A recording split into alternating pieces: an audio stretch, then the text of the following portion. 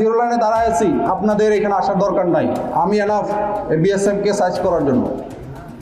বুঝতে পারছি? যখন আমার প্রয়োজন হবে তখন আমি বলবো ঠিক আছে গ্রামবাসী, আমাদের গ্রামবাসীকে নিয়ে আসো, নিয়ে আমরা সার্চ করি। তা আমি না ডাকলে আপনারা ওখানে ভিড় করে আমাদের কাজকে ব্যাঘাত ঘটাবেন না। আমাদের হাতে অস্ত্র আছে, আমাদের ট্রেনিং আছে, সর্বশেষ হচ্ছে আমাদের মনোবল আছে, এবং আমাদের পিছনে 18 কোটি মানুষ আছে, আছে না? তো 18 কোটি মানুষ থাকতে আমার কি ভয় পাওয়ার কোনো কারণ আছে?